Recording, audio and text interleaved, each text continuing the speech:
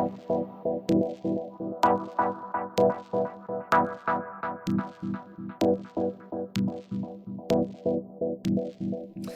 right. Hello, everyone. You're listening to the Blockchain Socialist podcast. And for today's guest, I have Ian Wright, who is the author of a really interesting blog called Dark Marxism. I've perused it quite a bit. It's a really interesting mix of Marxist theory, as well as kind of like different occult type of concepts blended into Marxism, and kind of like, I guess you could kind of say horror, and a really interesting approach to thinking of capitalism and capital as kind of like almost like a horror movie sometimes when I read your work, which I actually really enjoy. But yeah, Ian, maybe for those who don't know you, would you like to give a proper introduction to yourself? Yeah, well, thanks for that introduction, and thank you for inviting me onto your podcast. Yeah, I'm a computer scientist and economist. So I have a PhD in artificial intelligence. Then a bit later in life, I decided I wanted to study economics in depth. So I continued to work, pursuing a PhD in economics part-time at the Open University in the UK. So I spent some time in academia, but most of my career I've been in industry.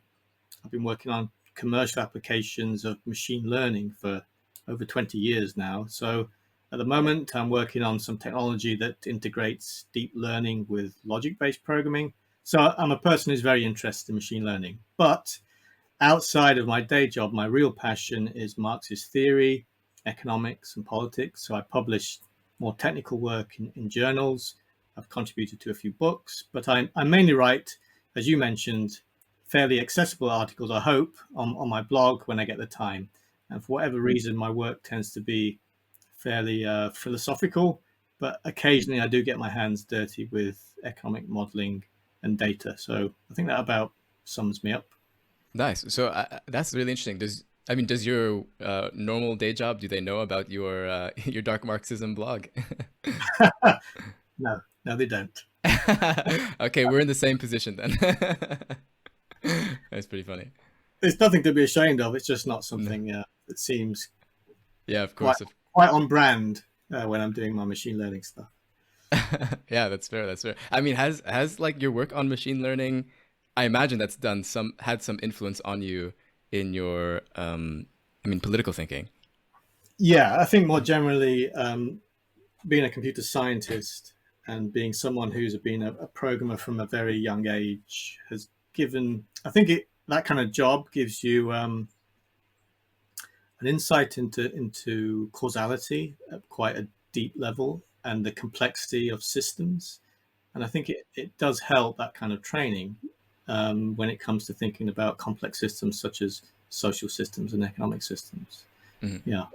What's also interesting, of course, like I mentioned before, is that you make a lot of kind of comparisons between in your writing on your blog around Marxism and kind of the occult. So I was wondering if maybe for you, if you want to explain a bit, for you, what are some of these relations between Marx and the occult?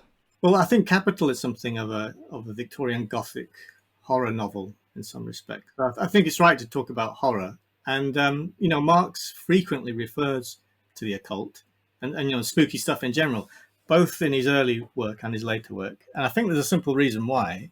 I mean, one of the fundamental points of Marx's critique of capitalism is that it's a system with emergent, regularities that we create through our own social activity.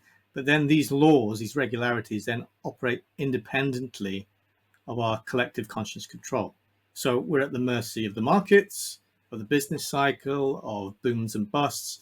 And, through no fault of our own, we might suddenly lose our jobs, lose our employment. And these economic phenomena affect us a bit like the weather does. It's stuff that just happens to us and we accept it. So, ancient people, in order to explain the weather and other natural phenomena, like the movement of the stars and planets, epidemics, crop failures, plenty of other things.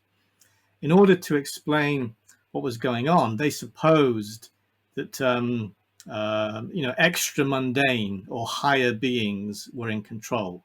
In other words, gods. And the majesty and power of the ancient gods in the human imagination was really an inverted projection of the misery and the weakness and powerlessness of early humanity. So our ancient material conditions gave rise to these religious beliefs. And Marx says, look, capitalism creates new kinds of forces, new social forces that we're all subject to. And therefore, capitalism also has a material basis for the emergence of new kinds of superstitious belief systems. And that's why Marx makes use of religious and occult language, because he's trying to, I think, illustrate that basic point. He's trying to shock us out of our common sense framework that unconsciously assumes that capitalist society is either eternal and natural, or at least, free from backward superstition. But in fact, Marx is saying, look, it's not. So let me give you some examples of that, because the occult and spooky stuff immediately begins in Marx's most famous work, Capital. So as everyone knows who's read it, he starts with the commodity, and commodities are, very ordinary things, nothing mysterious about them at all. But he states that the scientific analysis of the commodity reveals, begin quote, "it's a very strange thing, abounding in metaphysical subtleties and theological niceties." And, why would he say that? Well, if we look at the older belief systems that I mentioned, we often see completely bizarre and fantastic magical affinities or magical correspondences between things like the planets, gods, human fate, and even animals and plants and minerals. All these different kinds of things were thought to have occult or hidden properties that they shared in common, and therefore they were all somehow mysteriously connected to each other. For example, salt was believed to ward off demons, because salt is a preservative and demons corrupt and destroy. That's the kind of magical thinking, right? And so there's an affinity between all these things. But these kinds of magical affinities, they're really puny. They're nothing compared to what universal commodity production achieves, because we consider everything we see around us, all the things and activities in the world are, despite all their different appearances, are in some mysterious sense also really the same. So clowning at a children's party is the same as 200 rounds of shotgun ammunition, just to be dramatic, or 1 month of computing time on a high-spec machine in the cloud is the same as 1 ton of potatoes. And we treat them as the same because in the market, they can all have precisely the same economic value and therefore may be exchanged with one another. And then Marx is saying, look, this is very strange, even though we take it for granted. It's really strange. And perhaps it's even stranger that we don't consider it to be strange. And that's why Marx talks about commodity fetishism, because fetishism is where people worship an object because they believe it embodies some aspect of a spirit or a deity.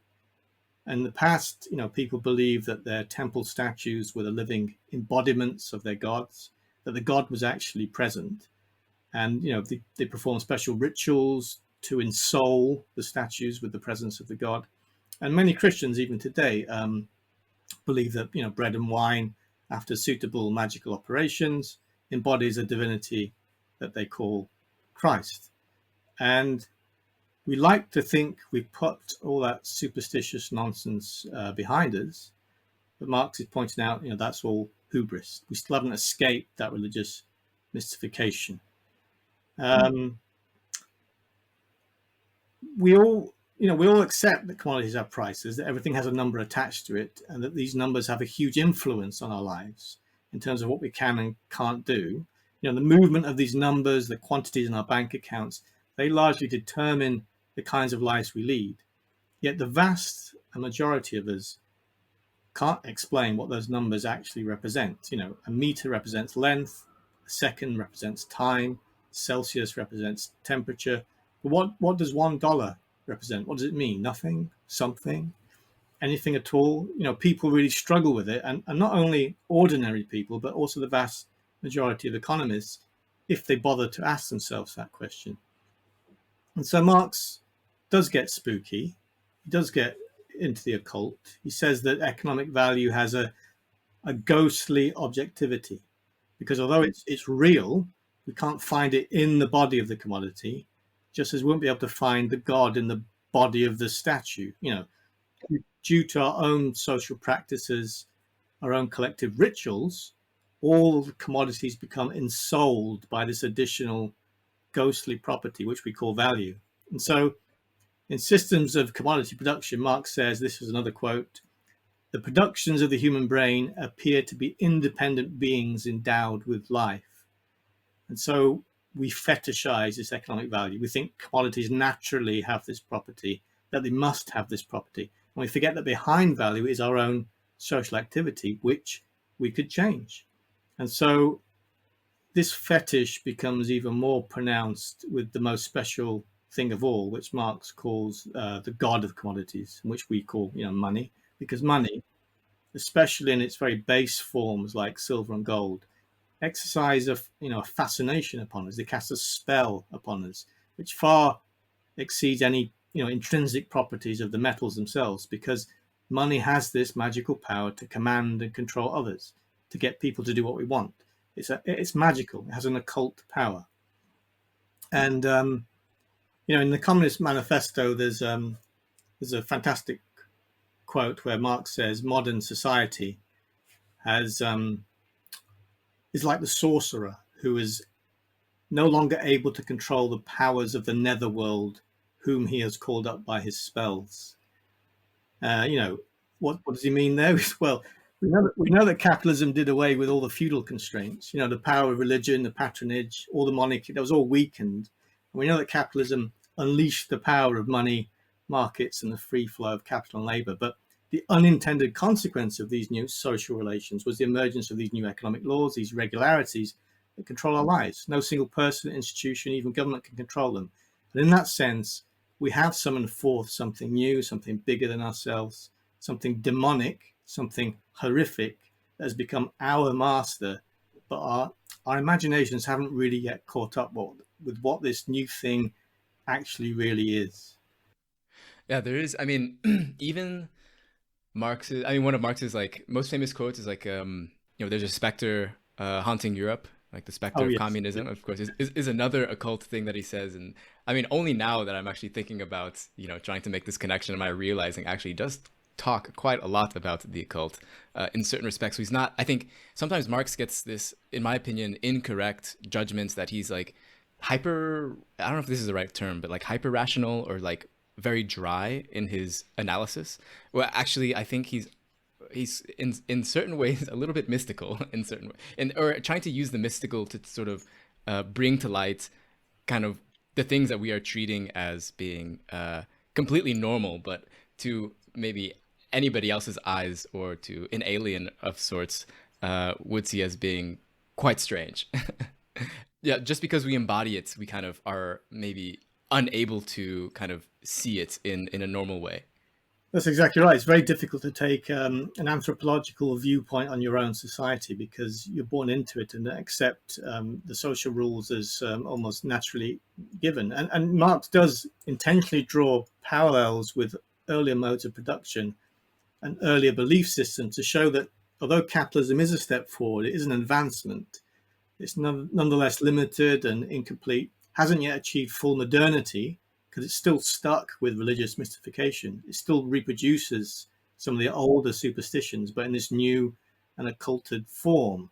And people don't see it. They don't see the superstitious and religious nature of capitalist society because it portrays itself as secular, modern, and commercial and rational. And that's why I often call capitalism an occult mode of production, because people don't really understand the hidden levers of capitalism. They don't understand what's really controlling things. Yeah, I mean, I wonder if just that there's an occult nature to almost probably any other mode of production, in the sense that you are sort of one unit in a larger system of feedback and control, that it's very difficult just for one person to possibly comprehend all of its moving parts, which may still be the case. I wonder, in in our future socialist or communist society, whether or not there will still be these types of occult types of concepts. Yes, well, the hope is, and Marx does express this. The hope would be that it is said rather dramatically that only once communism is established will real history begin. And what he means by that is only will we then consciously determine the course of our own history. Mm. And up to that point, the idea is that because we don't fully understand this complex systems we create. We're subject to occult forces at the moment, but then maybe once we Yep. reach interesting. Just like ancient peoples, we don't get it. We don't really get what's happening.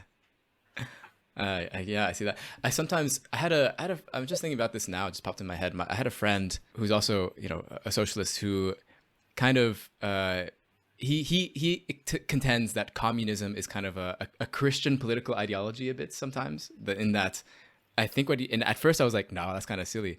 But then I kind of think like, well, maybe he's right. Because he kind of sees like communism as like communism is sometimes perceived by communists as being kind of almost similar to like the way that Christians view heaven. Yeah, I mean, it is easy to draw such parallels because there are some structural similarities in that both Christianity and communism aspires to build a better kind of society or achieve a better state of affairs. Some variants of Christianity that could only really happen until the Last Judgment or when you die and go to heaven. But there's also Christianity want to actually build it in the here and now. I think they disagree about that, Christians. Yeah. So there are structural similarities there, just like communists. Yeah. I think of course, we're going to talk about how this all relates to crypto as well, I think, in a bit. But one of the quotes that I also wanted to mention that I think I was exposed to because of you was this quote from Capital Volume 3, which Marx says, "Capital claims the ownership of all wealth which can ever be produced, and everything it has received so far is but an installment for its all-engrossing appetite. By its innate laws, all surplus labor which the human race can ever perform belongs to it, Molech." So if you're someone who has been very deep into Web3 or crypto stuff, you'll immediately recognize Molech as being like kind of this occult, a general occult figure that has been claimed now by people like from Gitcoin and from these other Web3 types of places as being the god of coordination failure, is how they describe it. I think, which is really interesting. So I was like, when I read that quote, I was like, oh my gosh, Marx talked about Molech way before any of these crypto people did. Not necessarily in the same, of course, not in the same way. I think all these occult figures always have like a million different interpretations, but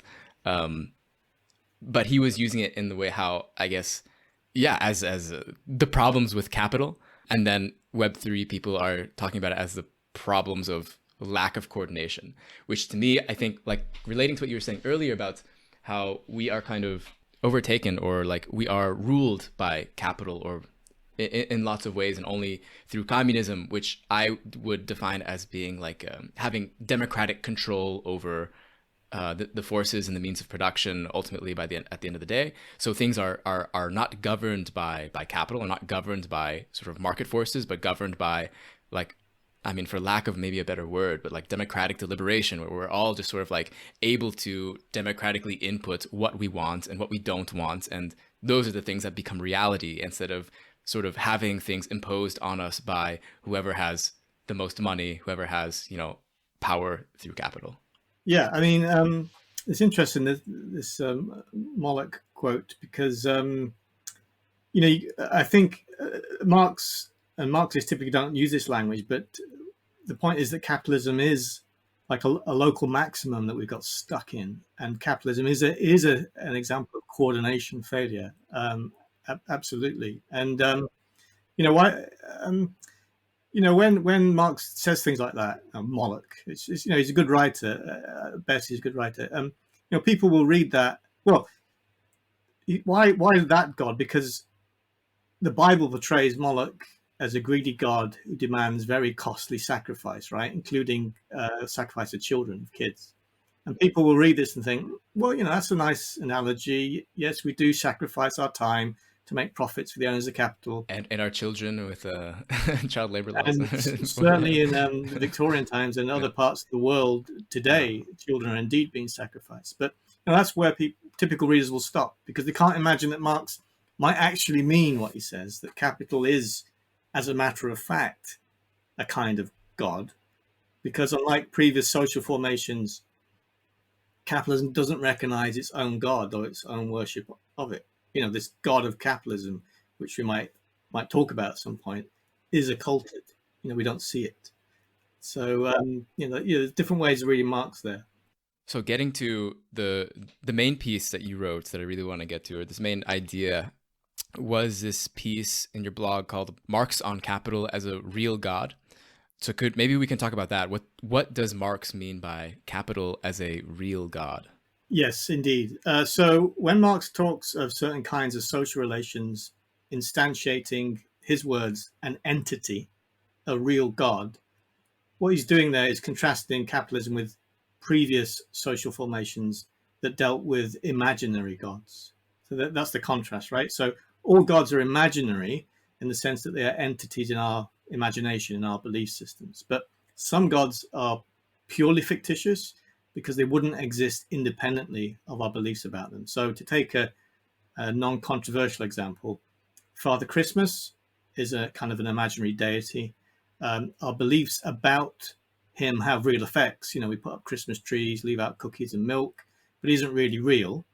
And if we all stop believing in Father Christmas, then, he would go the way of earlier gods and other kinds of rituals. But, and the more powerful imaginary gods, which billions of people still believe in today, they continue to exert an enormous influence on human society, even if they are, depending on your point of view, purely fictitious entities.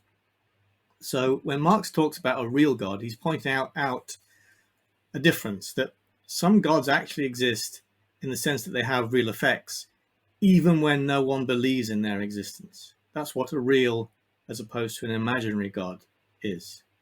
And Marx introduces this term in some comments written in 1844 on the liberal philosopher James Mill. And he does it in the context of discussing money. But Marx's real God is not a God of money. He's not simply talking about the worship of material goods or worship of money or people getting corrupted and greedy, and that's an aspect of it. But love of money is like an individual psychological attitude. And Marx's real God is not reducible to individual psychology. Instead, Marx's real God is an objective entity that helps to create and form such attitudes in us. And so, to really understand how capital is a real God, I think I need to talk about control theory for a moment, which is the scientific theory of how certain kinds of systems can autonomously pursue their own goals and control aspects of their environment. So control systems give a handle on this kind of entity-like picture that Marx draws. So cybernetics, I think many people know, emerged in the early 20th century, and it proposed that many different kinds of systems, mechanical, physical, biological, cognitive, social systems, they can all exhibit a particular kind of causal structure called the negative feedback control loop. And so a simple example is a thermostat in your home. You fiddle with the temperature dial, that sets the goal of the system. It turns the heating system attached to it off and on until the temperature of your room hits the goal, and then it doesn't need to do anything. And it does all that autonomously. That's a very simple example of negative feedback control. The temperature in our bodies is controlled by a similar kind of biological homeostatic mechanism, but that's not implemented in terms of metal wires and plastic, but in terms of nerves, enzymes, and so on.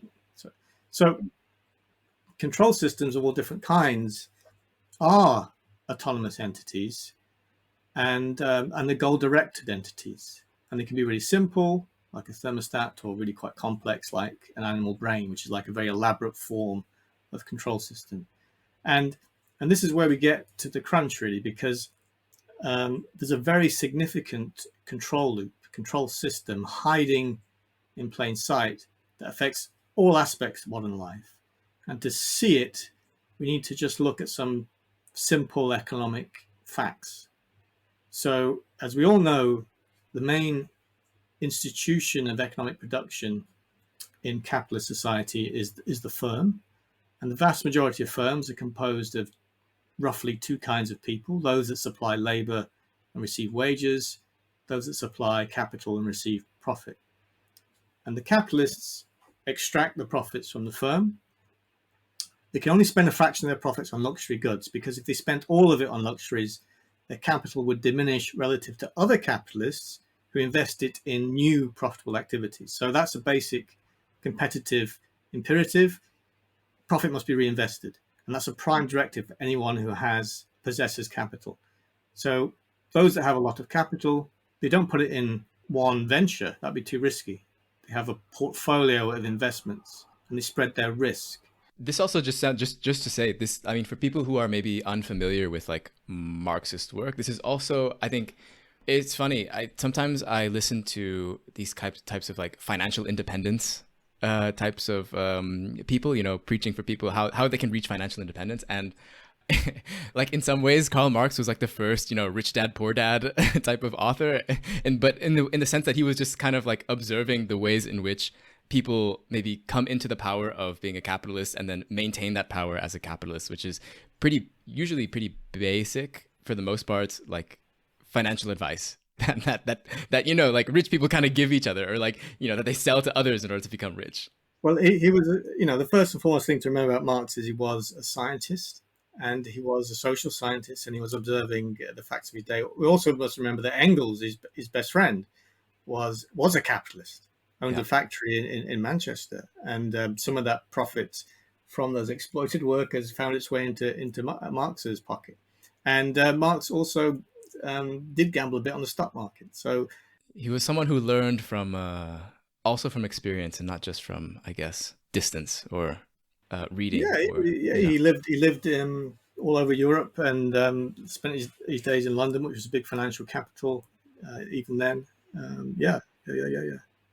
So I mean, this stuff is in Marx. It's usually in most of it is volume 3 that many people don't get to, but he was a keen observer of financial markets and the financial speculation, the financial class. So and so each capital has this portfolio, right? And it's right here at the maximizing returns from a portfolio of investments that we find the top part of the causal structure of a control system.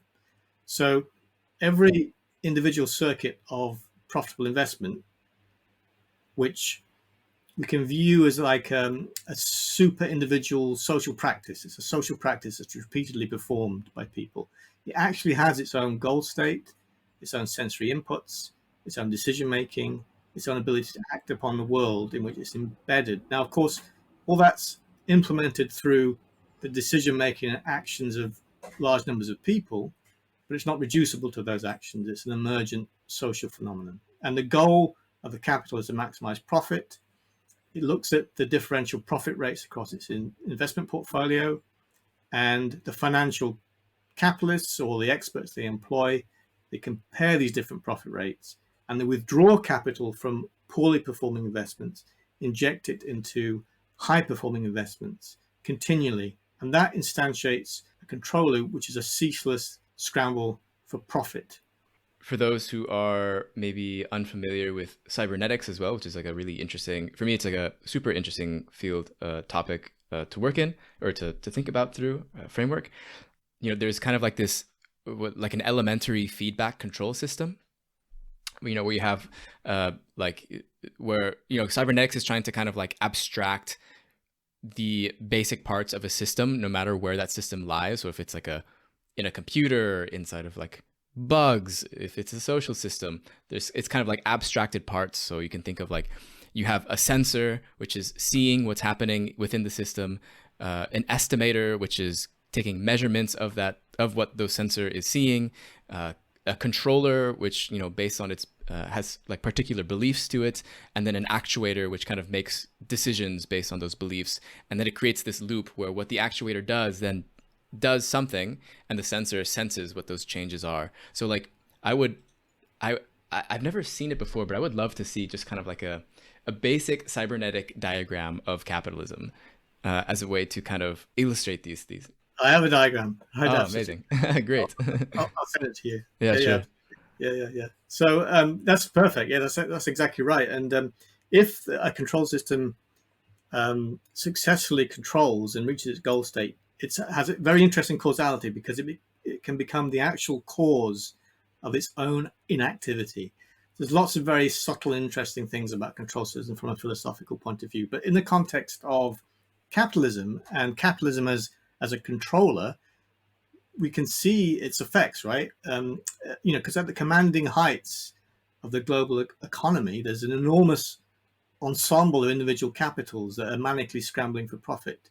And they're reacting to these profit signals received from every productive activity that it owns or partially owns. So each capital is withdrawing and injecting its money, from different geographical regions, different industrial sectors. So the entirety, this is the titanic nature of it, the entirety of the world's resources, including the working time of billions of people, they're repeatedly marshaled and remarshaled from low towards high profit activities. That's the controller. That's what's happening.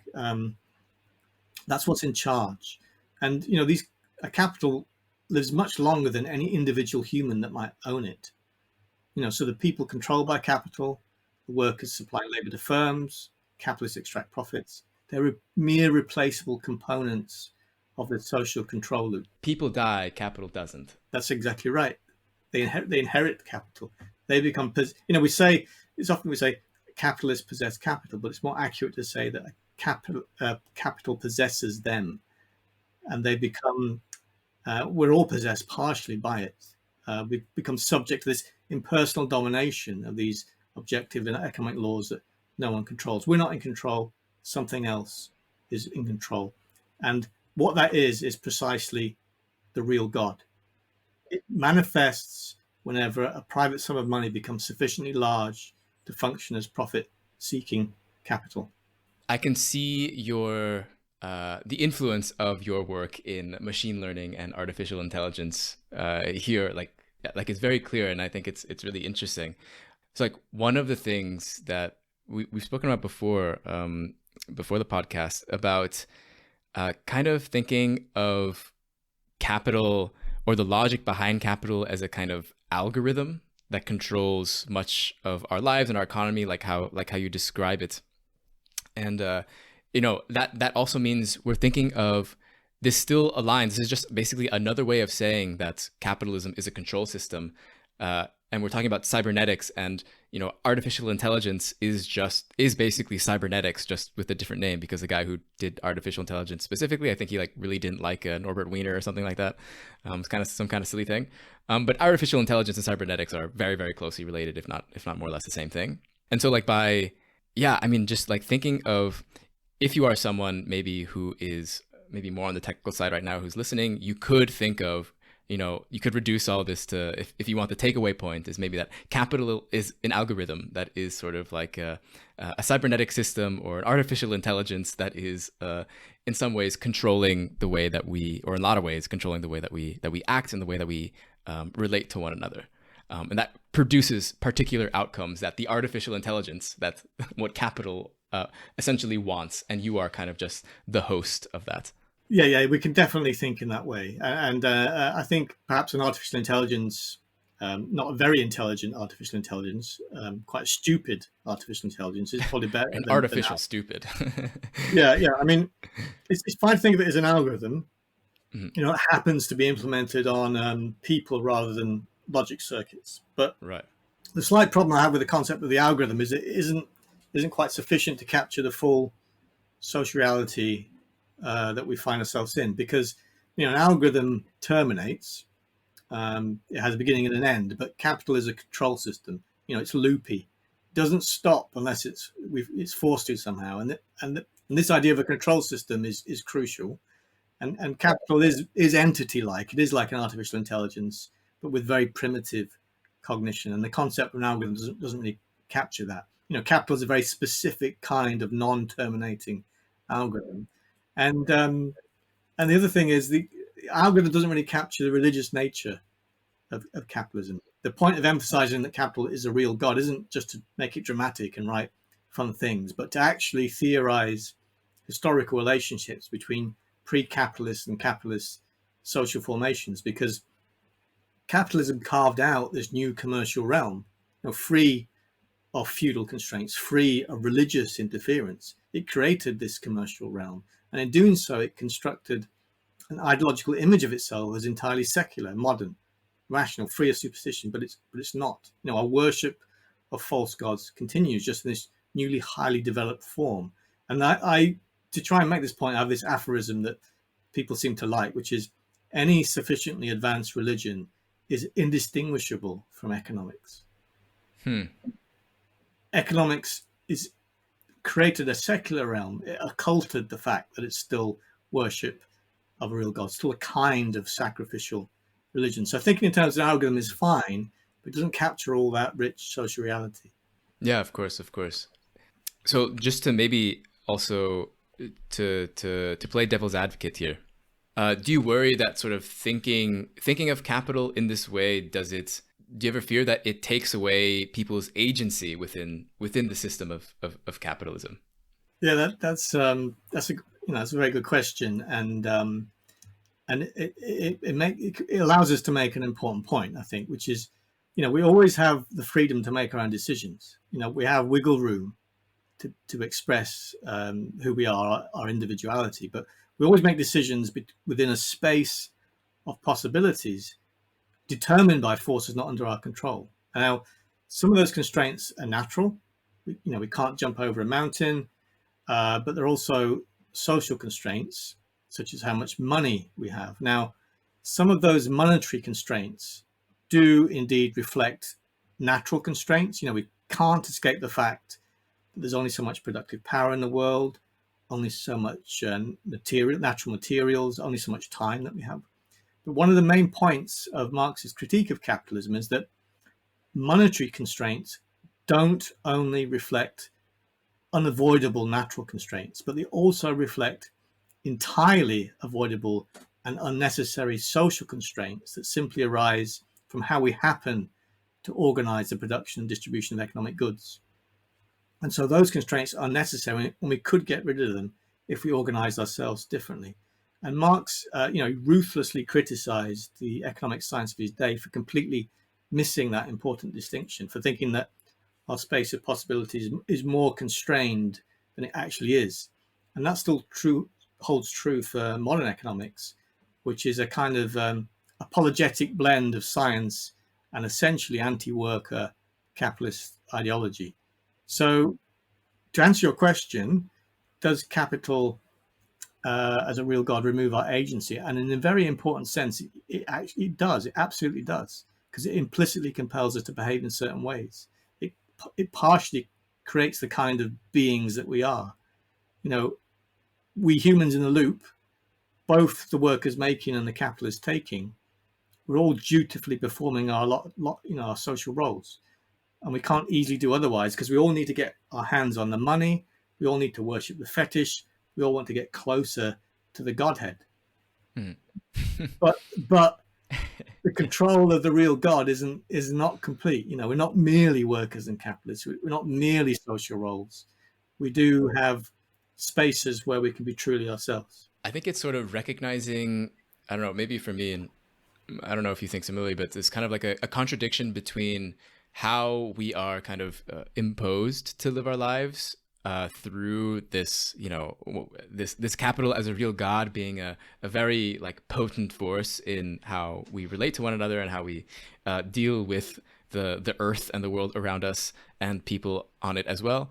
And then with kind of what are like actually intrinsic human desires or human like capabilities and needs. Like there's clearly a mismatch between the way that capitalism is modeled and the way in which it is also projecting its power to create that model as being reality, and then with with the actually real as well humanity, I guess, for lack of a better term. Yes, absolutely. there's a clear mismatch. It's one of those kind of elephants in the room thing that it's so universal and obvious that we can accept it as somehow that we have to accept this mismatch, right?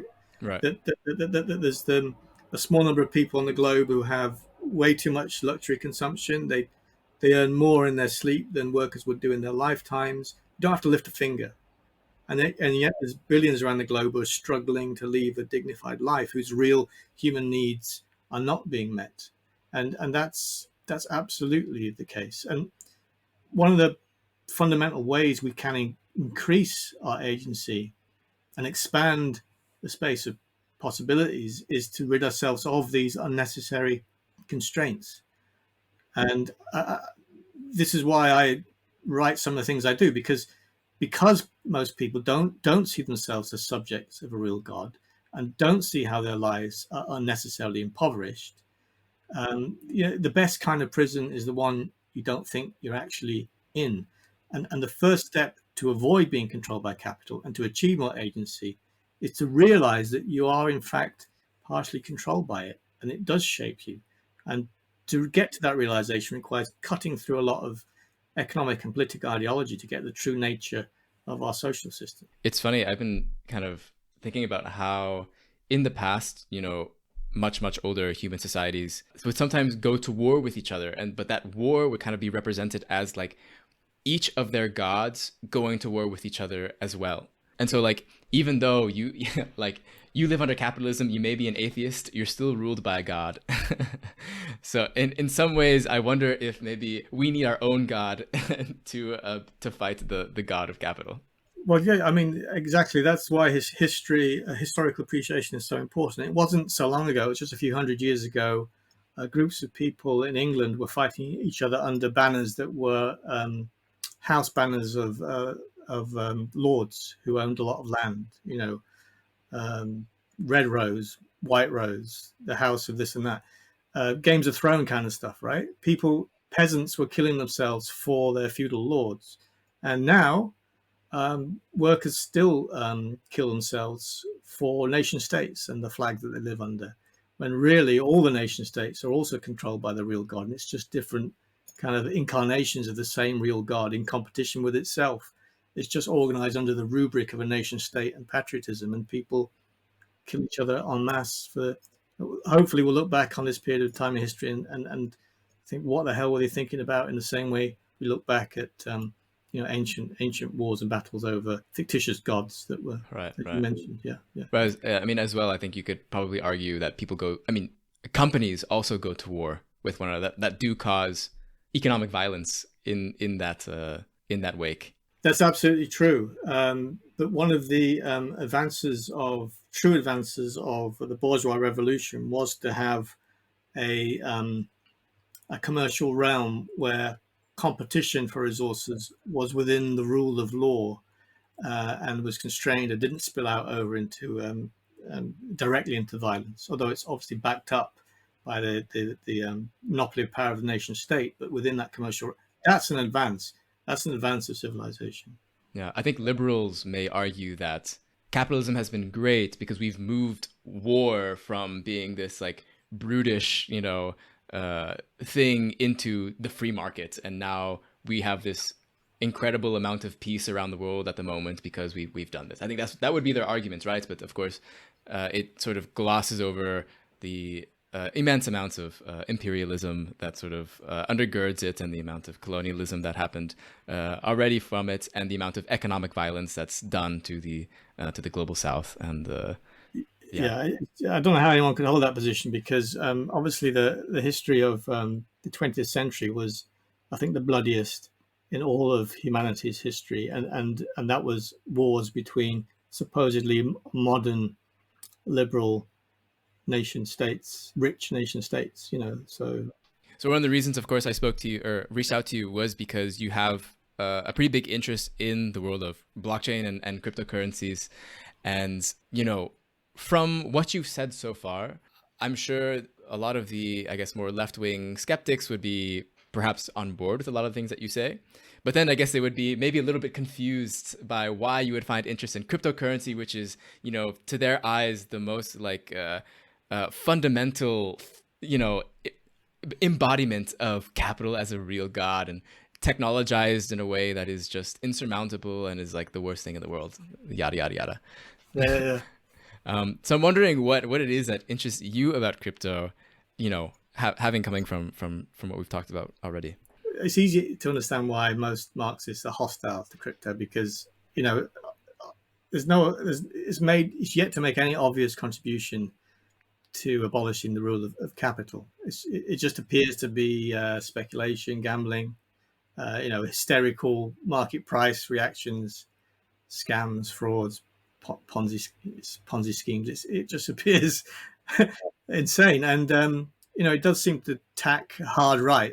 So some of the Bitcoin maximalists, for example, the hard money proponents, those that believe that Bitcoin is axiomatically a perfect standard of economic value, they are quite suspect, even perhaps proto-fascist. And on the surface, it just seems like the whole space is just a joke, or at worst, quite sinister. But for those who can get over that and dig into the technology, then actually there is another barrier. So some people do get over that, right? They get into the idea of a smart contract, and then, which we all know is this code that is incorruptible, operates autonomously.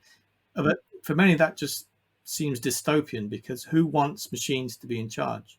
The left wants to humanize the economy, not encode capital in the form of these unstoppable algorithms. So it's easy to see why there's a lot of hostility from the left. But I have a completely different attitude.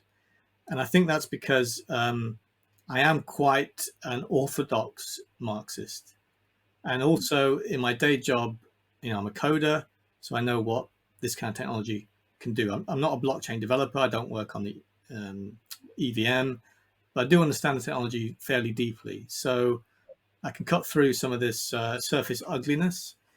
And one of the points I want to make to many on the left who remain skeptical is that a major point of Marx's critique of capitalism is that we are, in an important sense, and as we've discussed, we're already controlled by an algorithm. Marx never stops making the point that things have got out of our control. So that algorithm happens to be implemented through our activity, through social conventions, paper contracts, laws, what have you. But it's already an algorithm. So it's not a question of whether we should be partially controlled by algorithms, because we already are. That horse has bolted, and it bolted some hundreds of years ago, right? You think we're already living in the algocracy? We already are, and have been for a long time. And the real question is precisely what kinds of algorithms we participate in and partially control us, right? What kind of algorithms, not the existence of them. So the other thing is, I'm a historical materialist.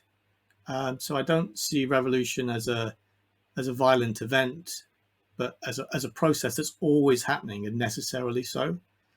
And I think if we look at human history, and despite reversals and long periods of stasis, it exhibits cumulative progress. We continue to discover better ways to live and better ways to organize ourselves. And that process hasn't finished.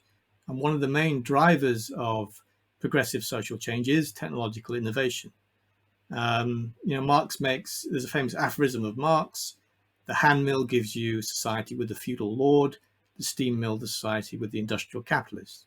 Now, technological change obviously doesn't automatically lead to fundamental social change, but it can be an incredible stimulus to it. I think I was looking at your website and reading some of your motivations for being, and it seems very similar to mine, which is we can use these tools, especially those that are very relevant to social organization.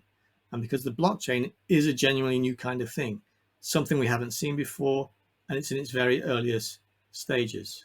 So I got interested in Bitcoin from quite early on. And I thought it was fascinating that by solving some of these fundamental issues in distributed computing, it was suddenly possible to create a form of money without the need for the coercive power of a nation state. That that was new, right? That hasn't happened before, and it seemed very significant to me. But my mind was really blown when I read about Ethereum in 2014, because Bitcoin just moves a measure of value around, but Ethereum was intended to be Turing complete, and you could trust it to correctly run an algorithm. And the ultimate guarantor of trust isn't a ruling class backed up by a nation's army and therefore not trustworthy at all, but in principle, us, the people, who are incentivized bottom up to run these cryptographic proofs using our own personal property. In this case, hopefully a cheap computer. But so in other words, Ethereum opened up this new space of possibilities where social rules can be enforced not by an untrustworthy central authority, but collectively by the people as the whole. And this seems to me to have potential to be radically democratic and progressive. I could go on there. I mean, there's a lot of threads, and I think we both think similarly in this. For me, I think the Ethereum was definitely much more interesting to me when I came across it. I think the kind of my impression is that when a lot of people on the left who look into maybe Ethereum or smart contracts or cryptocurrency, like they immediately go to what I can only call like a techno-pessimism. So like, of course, like there are plenty of academic Marxists who have written a plethora of different books and articles about techno-determinism, techno-utopianism, techno-optimism, all about, coming from the perspective of trying to critique Silicon Valley and, the rise of tech, and which a lot of it, I mean, I agree with. But I think sort of in certain respects, I'm glad there is a skepticism towards technology. In other respects, it feels as well sometimes the pendulum has swung too much. It's gone the complete opposite direction, where we've gone back to techno-determinism, but now it's just in a pessimistic light that whatever technology is created is going to be like, it can only be bad, or it can only be pessimistic from the perspective of the left. So like when we were talking about what comes to my mind, the algorithm of capital being an algorithm, I think people on the left are literally thinking that this is a literal algorithm that is only for capital. But I think that sort of loses like a whole breadth of understanding, or like maybe imagination as well, of like what is, or understanding what the full design space really is. Hey everyone, if you're enjoying this episode so far, be sure to subscribe, leave a review, share with a friend, and join the crypto leftist communities on Discord or Reddit, which you can find links to in the show notes. If you're enjoying the interview or find the content I make important, you can pitch into my efforts starting at $3 a month on patreon.com/theblockchainsocialist, which really helps since making the stuff isn't free in terms of money or time.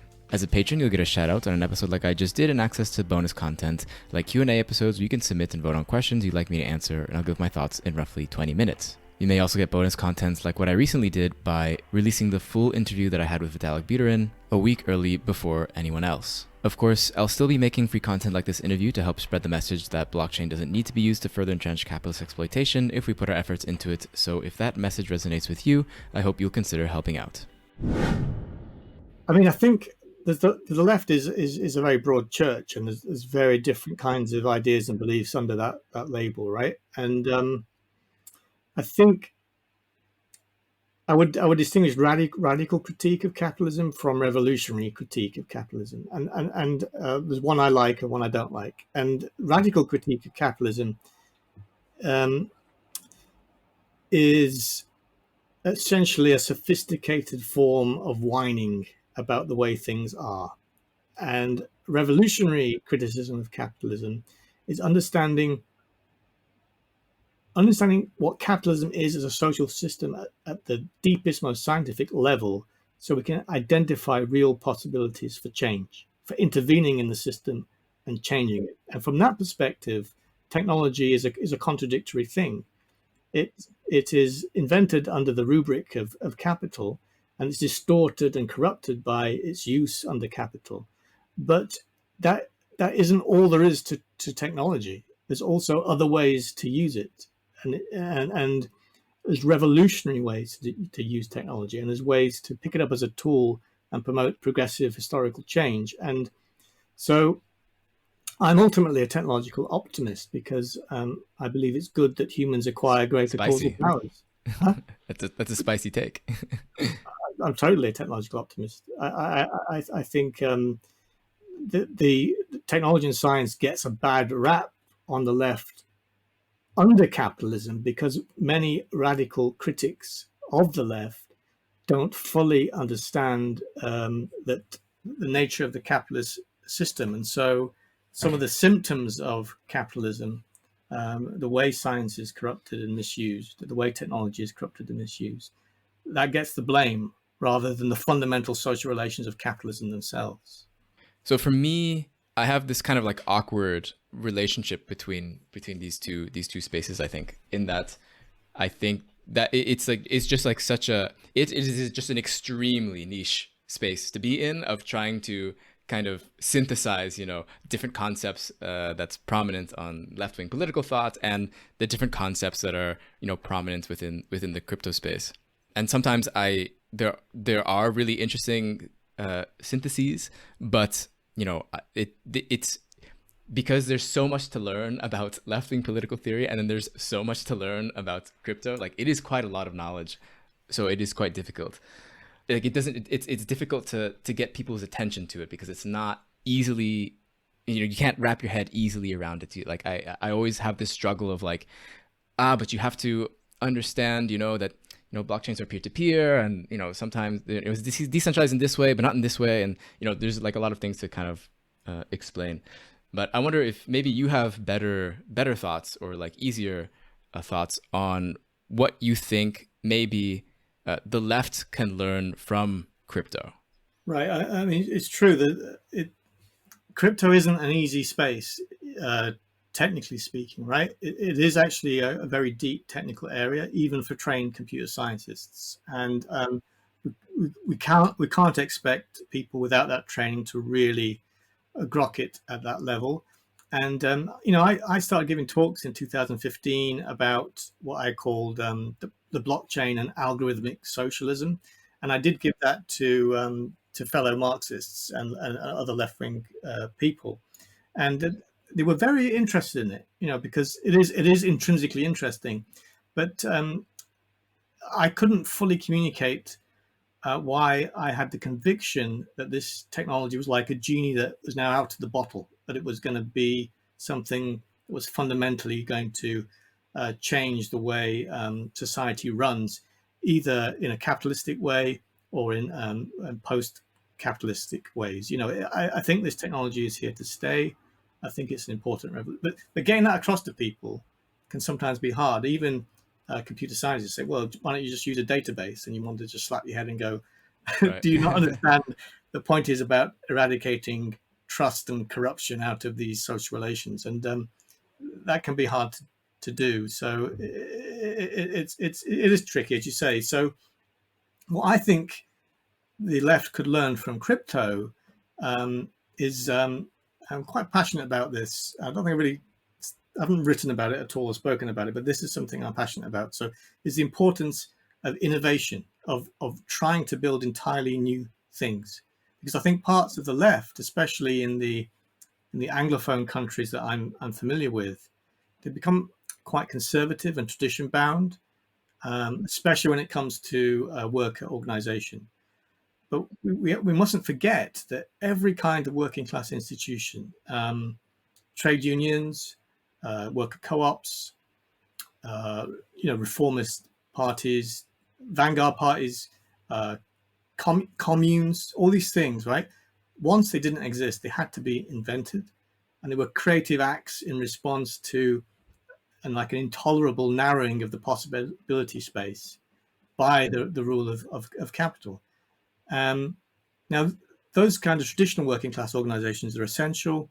They're sites of class struggle. They're not going away because capitalism creates the need for them. Capitalism creates its own adversary, right? But if we want to keep our eye on the prize, I think we also have to be critical of them. And the uncomfortable truth, which is hardly mentioned on the left, is that all these institutions have failed.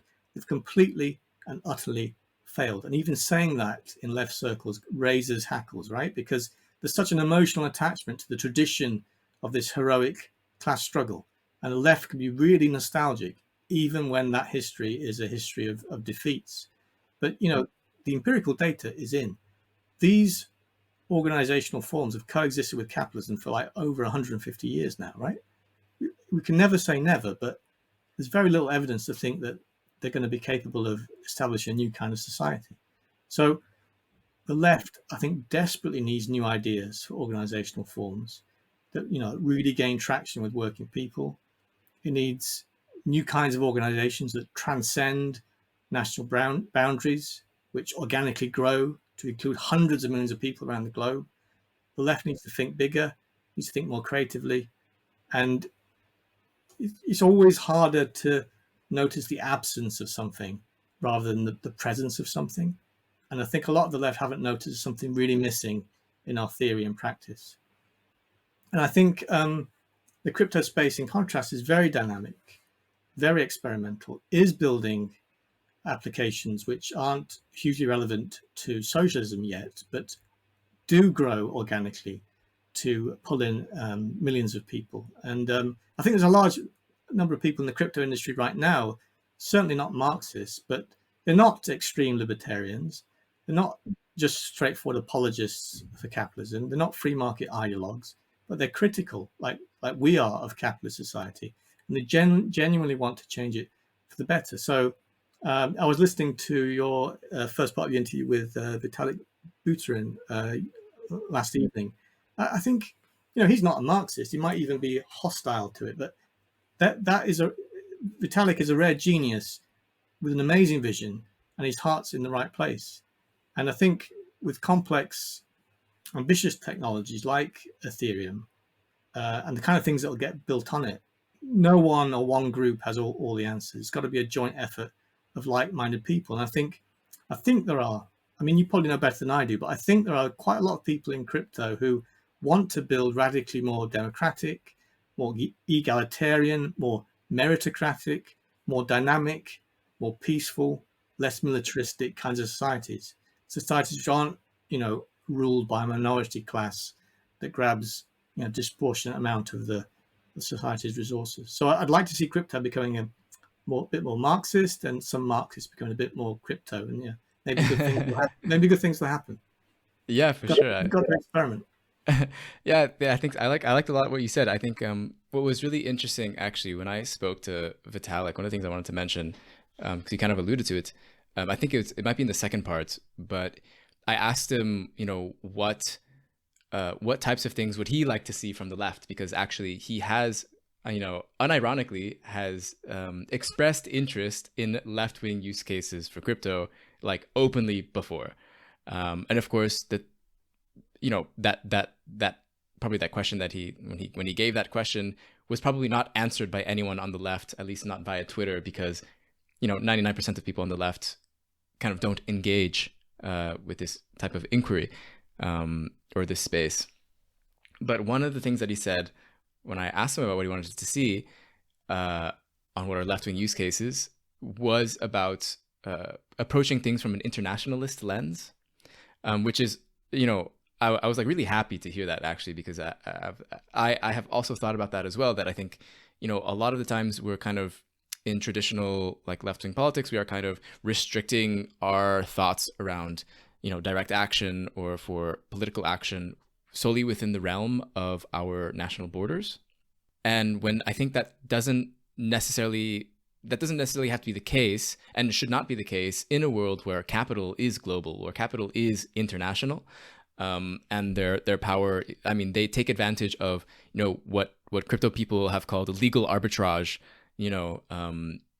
using different countries for different things due to their laws and just taking advantage of those loopholes. It's, it maybe sounds ridiculous at the moment because we don't really do it now, but why don't we do that as well? In a lot of ways, I think in the past, I think it's kind of funny actually that the left has used legal arbitrage before, in that a lot of left-wing thinkers were sort of exiled to other countries, or they fled to other countries in order to like not be persecuted. But I think there, that idea can be expanded on quite a lot.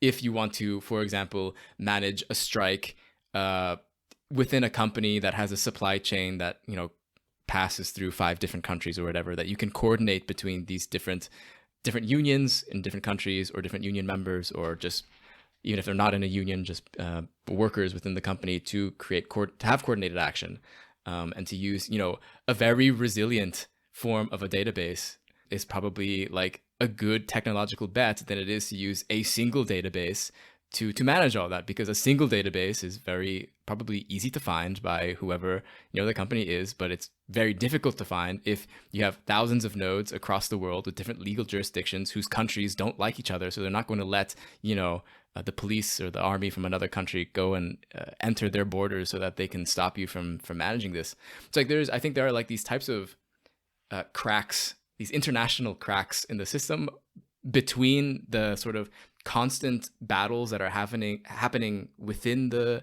bourgeoisie, I guess you could say, that is happening on through markets largely, that we can like sneak into those cracks and get in there and make them wider, so to say. Yes, I basically agree with everything you said. I think that the point is, it's not that it's desirable for working class organizations and revolutionary and reformist politics to be international. It's not desirable. It's a necessity. It's an absolute necessity, because, as you said, capital is global. It is a law unto itself. It is more powerful than nation states. I mean, just recently, the Conservative Party in the UK made some kind of policy fumble, and international capital started to tank the pound, and gilts or bonds, I can't remember which, and they had to retreat. They had to backtrack immediately. So even if a left-wing political party, which isn't the Labour Party in the UK, got into power, as soon as they started to do anything that would threaten the interest rates on savings, on capital savings, and was anti-business in any perceived to be, the country would be in difficult macroeconomic condition very quickly. So, and it's the same with striking, right? Many of these companies are global. They can shift production around very quickly, very easily. So if they get some intransigent workers in country A, they can move production to country B. It's got to be international.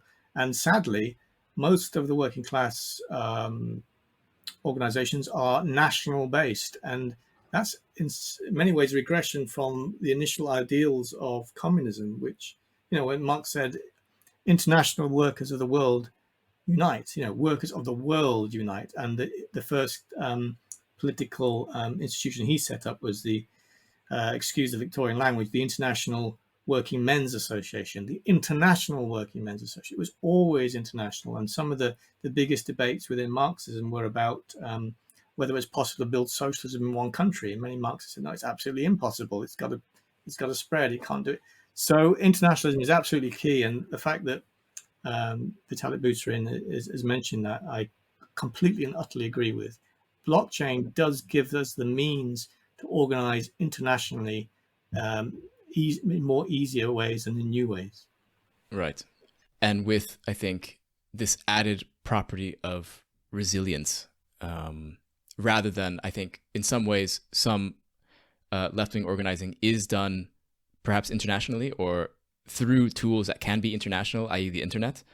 But, we're using centralized platforms owned by, the very capitalist class that you want to overthrow eventually. So maybe perhaps it makes sense to think about, the left needs its own technical infrastructure, basically, or at least needs a more neutral infrastructure than Google or Facebook is. Yeah, I think absolutely. I think that's obvious to me, at least. Yeah. So maybe to end it off, you mentioned that it's algorithms all the way down.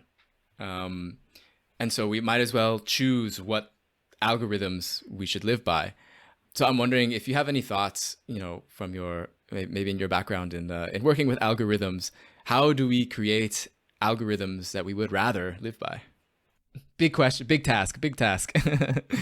That is the question. That is the historical problem that we face and we need to solve. So, how long have you got? And I'm serious. How long do you have? Because I can give you I can give you an answer, but it's going to take about 5-10 minutes. I have nothing planned today, so. All right. Let me try and be brief, because it is such an important question. It's no good. We're just being, as I mentioned, sort of sophisticated whiners or whingers if we can't point to something that would work differently and that you could imagine actually being built. We have to propose an alternative.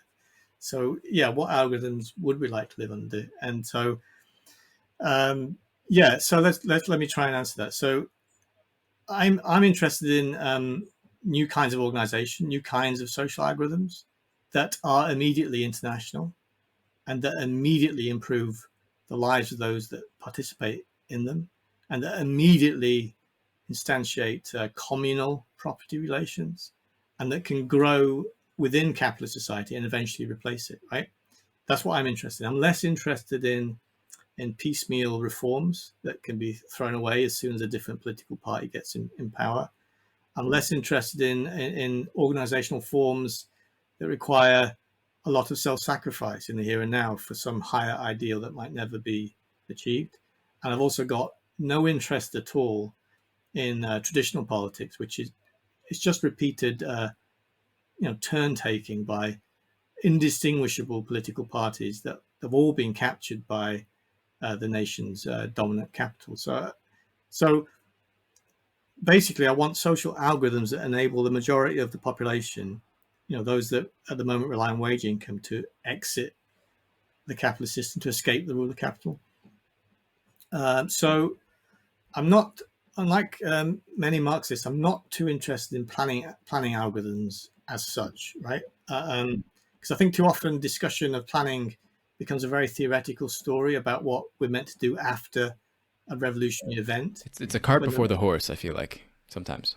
Yes, absolutely. And because the real problem we face is how to manufacture a runaway revolutionary process. I think doing that requires that the working class attain real economic power within capitalism, and not just the power to withdraw their labor, but actual real productive power. And those requirements that I've outlined are quite hard to meet. And I don't have the answers, but the best thing I've come across that even tries to meet those requirements is Dmitry Kleiner's venture communism. And Dmitry Kleiner is another software engineer, Marxist type, and he's written on the blockchain.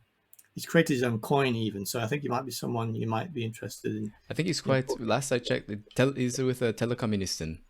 I think that's exactly right. Yeah. I think they're quite critical. I've never spoken to Dimitri though. He is definitely critical of the blockchain, but I think his ideas on venture communism and his ideas on the blockchain are worth listening to, regardless. Sure. Yeah, he's definitely a critic. Yeah. So, if you'd like, I could spend a few minutes describing what venture communism is, because it might give some of your listeners, ideas about how parts of it could be implemented on a blockchain. Yeah, sure. Is that good? Yeah. All right. So let me do that then. So a venture commune is a type of voluntary workers association, and the intent is to communally accumulate land and capital. And it has two key institutions, which is worker co-ops and the commune itself. So I won't say much about co-ops because I think most people understand what they are. But the key difference is between a co-op and a capitalist firm is who owns what. So the ideal worker co-op is owned by its working members, but a capitalist firm is owned by its shareholders. And a capitalist firm, hires in workers at a pre-agreed rental price, which is called the wage, and then it sets them to work. And the shareholders then claim the profits generated by this labor solely because they have this paper claim called equity. And that's independent of whether they contribute any labor or any money capital to production or not. Once their initial investments are paid off, they still have equity, they still lay a claim to the income of the firm. So they earn income essentially just by privilege, but in a worker co-op, that reverses the contract between capital and labor. So the worker co-op hires in capital, not labor. It hires in capital at a pre-agreed rental price, which is the loan interest rate, and no one therefore can have equity, or shouldn't do, in a worker co-op.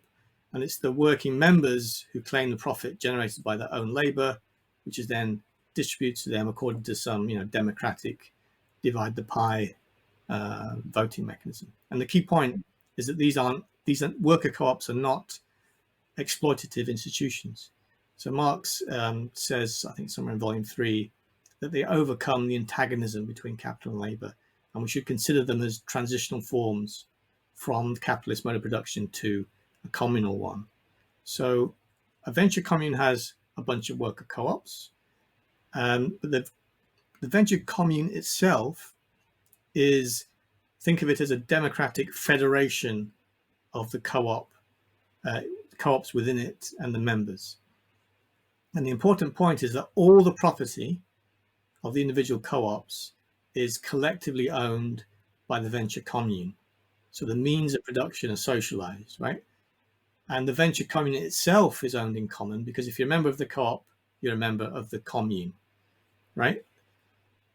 So all the means of production, all the productive assets of all the co-ops is held in common by all the members of the commune. And so no individual or group of individuals can accumulate a disproportionate share of the ownership of capital. Capital doesn't concentrate in fewer and fewer hands, it's socialized. Because some Marxists say that if co-ops privately own unequal masses of capital, they might exploit each other, and therefore a market economy of co-ops doesn't abolish exploitation. But a venture commune is a counterexample to that. And in the commune doesn't plan production at a microeconomic level. Those decisions are decentralized as normal and subject to the discipline of the market, just as in capitalism. But the main function of the commune is democratic stewardship of this common stock of productive assets.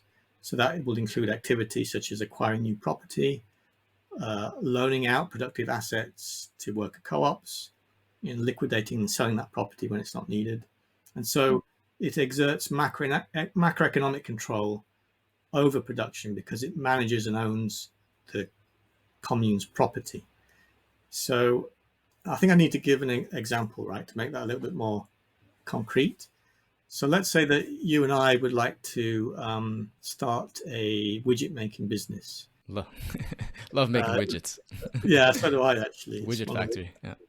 Fun things I like to do. So we need capital to buy some premises or rent some premises and buy some widget making machines, right? So what we could do is we could pitch our idea for our startup to a venture commune. And the members of the commune, let's say they really like our idea, they think it's a good business bet. And so they think about it a bit and then they democratically vote to fund our startup. So we're in business, right? But the funding agreement from the venture communists is quite different from anything offered by a venture capitalist, right? They're different. And the first difference is that our new widget making company doesn't own its own property. Instead, the commune releases some of its capital funds to acquire the premises and the machines for us, and then it lends this property to us, and in return we pay the commune a rental fee to use it, because all the means of production are owned in common, right? This is a way of socializing the means of production. And the second difference is the venture commune owns the productive assets, but doesn't own the actual co-op. It doesn't ask for equity in our business because they don't want to appropriate the fruits of other people's labor. So instead, the worker co-op is owned normally by its working members. And that means that the venture commune has no claim on the profits that we make from our widget making company. So what's happening there is, and this is Dimitri Kleiner's ideas, right? What's happening here is something quite subtle, but I think important. The venture commune supports co-ops. And because the means of production are held in common, then property is mutualized through the mechanism of renting it out to the individual co-ops. And what that means is that venture communism can kickstart new business ventures that reproduce the communal ownership of capital and the right of workers to the fruits of their labor. Mhm. And then, does that make sense? Yeah, I mean, I guess the for what's coming to my mind with a lot of this is the how complicated legally a lot of this must be to actually do it in probably a lot of different jurisdictions, because you have like set rules on what is considered a cooperative, what is considered like who has rights to what. Like legal code kind of influences this a lot. And but like also at the same time, you know, where I think understanding this, what is interesting about blockchains or using blockchains or cryptocurrencies is that you can sort of get around, you can sort of have similar, not the same types of guarantees that maybe that you would get through a legal system, but they are much more malleable to what maybe exactly it is that you're looking for.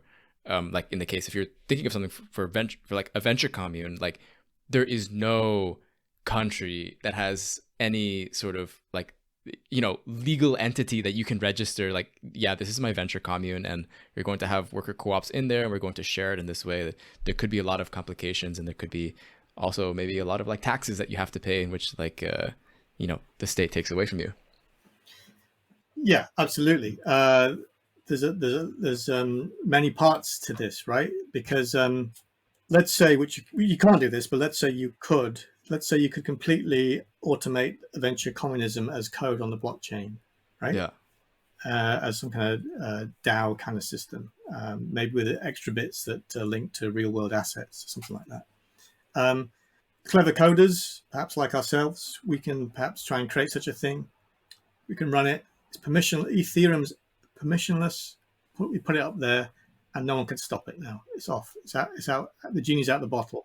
People can choose to participate in it or not. They can enter and exit, but it's off, right? Now, perhaps just in itself, all the people that participate in it will start to hit legal obstacles in their nation states, wherever they happen to live. And that's definitely a problem. And if it, you know, if a venture commune kickstarts thousands of businesses, and maybe one of them is a hit, becomes a new Google or Apple, then things will start to get really real. There'll be a lot of pressure from the capitalist class to shut this down or prevent it, or it'll be a fight. It'll be a struggle. Right. It'll be class struggle. There's no getting away from that. Absolutely. Yeah. Yeah. And also, yeah, this is like, I didn't take, you know, there's some inspiration. I have read a bit about venture communism from them before, and that was kind of inspired a little bit my approach to the project that I've been working on called Breadchain, which is this federation of different projects that are exploring, you know, using blockchain from a more, you know, progressive left-wing point of view and framework. But yeah, but with the original idea of venture communes, it sounds like to me it requires productive businesses. It requires like, you know, I don't know, I'm just making something up, but like a pizza shop, you know, or like it would require like a farm. In some ways, it reminds me of an eco village or some eco villages where they do try to, you know, be self-sufficient in certain ways, which I think there is a lot of division about that on the left, about like whether it makes sense to try and make these, you know, pockets of freedom or like pockets of socialism and try to grow from there, or actually no, there's plenty of people on the left who say, no, that's like useless. We need to kind of command through a general strike and, you know, take over the government basically. But yeah. That's right. So first thing is that when I think of a worker co-op in the venture commune, I abstract from any particular kind of business. So in my head, it's not necessarily the small bakery or the bicycle shop. It could definitely be tech company that's entirely in the digital space. In fact, if it was on the blockchain, it would probably make the most sense to start in precisely that industrial sector. It would be Web3 kind of startups. It would seem to make sense. So I don't see it in terms of local small scale production at all necessarily. And and the other thing is, there's a huge amount of discussion about the best strategy on the left, but I think it's just important to have pluralism in terms of revolutionary strategy, right? Because we're scientists, or we should be, and we need more experiments, more hypotheses to test out and try. We need to be creative and experimental. Not everyone is interested in blockchain and venture communism, and they don't have to be, right? We don't have to all play by follow the same fiddle here at all. If we are, it should be seen like the left should be seen as a symphony rather than just like you know, a one man band. We're not all playing one instrument. Absolutely. As long as we have clarity on the direction of the overall concerto, that we're all Right, going right. in the same direction. Absolutely. Yeah. And with that, yeah, there's a lot more I could have gone with that that analogy. That just popped in my head. No, I totally agree on having a plethora of different strategies on the left rather than hyper focusing on one. But yeah, I don't know if do you have anything else that you want to add to that, or? I think we've probably said enough. I could talk more about venture communism. There's two kinds of income in the system. You get profit share from the co-op you work in, and a basic income from the commune as a whole, and that could be allocated democratically according to need. And so it creates a cultural space, and hopefully the idea would be to create material productive power to create a cultural space where more, even further experiments could be made, where we distribute more according to people's needs rather than what they contribute to the economy. And you can imagine an international mini economy that springs up that people decide to participate in. And the idea would be that they would get a much better deal as working people from in the communal sector compared to the capitalist sector. And you get more entry from working people, and it would grow and crowd out the capitalist sector. There's lots of unfinished business, unfinished thoughts about venture communism, but to me, it's the only thing I've really come across, and I haven't read widely on this. So I'm sure there's other things out there that begins to meet the requirements of gaining workers' power and real, true power. Yeah. Yeah, when you talked about when you mentioned actually seeing venture communes like not necessarily being like potentially being able to be started as digitally first, it reminded me a bit. This is stick with me for a second. It reminded me of the network state idea from Balaji Srinivasan, which is he himself is an extreme libertarian, pretty right wing, even though he will say that he's not and he votes Democrat or whatever else. He published the book The Network State, which I'm doing a series on pretty soon. But this. So like his idea is like a libertarian exit type of strategy of let's make, we could start with a cryptocurrency that is the start of our new network state, which is basically disparate communities that are living across the world, in which we have an idea for like trying to make our own state, and we live by our ideals, and we have our own monetary system that we've created a cryptocurrency for, and it's very startup-y. How it sounds, and a lot of it is very bad. A lot of it's very stupid, but there is like a grain of, I think, why that idea has taken off so much by people with, especially in the crypto world, is because there is like a grain of like something very, very interesting, which is the world has been stuck for so long. It feels in this like very rigid structure, and it's clearly not working for people, and they want a way out. Can we find ways to create pockets that can expand into real power of something like a nation state, or to push back against, where the real power lies?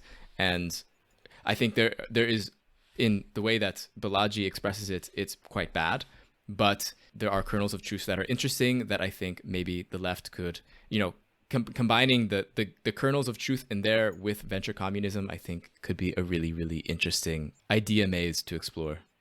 Right. Yeah. This is historical materialism in action, right? I think, which because capital is as we discussed,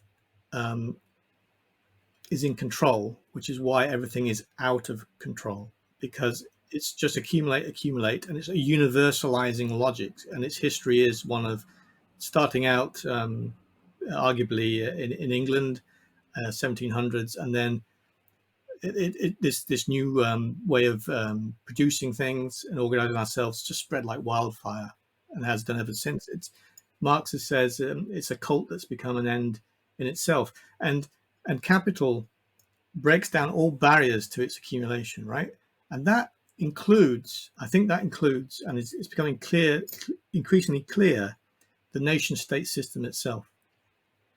And I think nation states, I mean, this is dramatizing a bit. In my view, nation states have become prisons for the working class, right? Capital has free mobility. The working class is imprisoned within nation states. They have no choice. They now have no ability to exit that system. And you can see also the slight concerns of the managers of nation states, of how cryptocurrency threatens the ability to control their own currencies and to control financial transactions that occur under their geographical jurisdiction.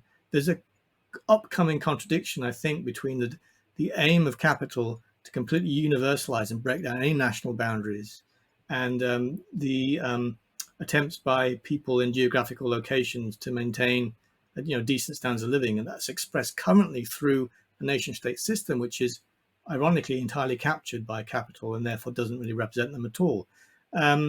So I think it is incredibly important for working people around the world and the left, who are thinking about this in particular, to start thinking about international organization that transcends nation states with the intention of really breaking down those barriers. We do want an international community that is democratic and organizes production on a world scale in order to make life better for all of us. So if I haven't read this person, I've heard of him. I think I have a podcast that's queued up to actually listen to it because I'm intrigued by it. Is it the 8-hour podcast on Lex? It's like an 8-hour interview. Yes. Lex Friedman's one, yeah. Good luck. Okay. Okay. Because I am intrigued, but we have to be careful because there'll be people, perhaps this person, who will be pushing for the transcendence of the nation-state system, but they'll just be reproducing our worship of the real God again and again and again. Absolutely, yes. You can. Spoiler alert. Oh, really? I mean, you can't expect a VC to desire to transcend capital as a real God, but no, they are, as I would say, canonically possessed by the real God. They are actually possessed by representatives. He's definitely one of those. But yeah, thank you so much for coming on and sharing your knowledge and your work. I've been wanting to talk to you for a while, and it's been really interesting. If you want to, maybe just to finish it off, last thing, if you want to leave your the places where people can keep up with you and your work. Yeah, thanks for the conversation and thanks for inviting me on. I really enjoyed it. It was good to actually talk about this stuff and have a meeting of minds on it. So it's great. So if people are interested, they can follow me on Twitter. My handle is at Ian Paul Wright, Wright with a W. You can read articles on my blog, which is darkmarxism.online. And some of my talks are available on YouTube. You just go to youtube.com and then it's at Dark Marxism, all one word. Right. Yeah. I think you have a really good presentation, basically of the piece that you did on Capital as a Real God that I recommend, and I can put it in the show notes. Thank you. So yeah, thanks a lot.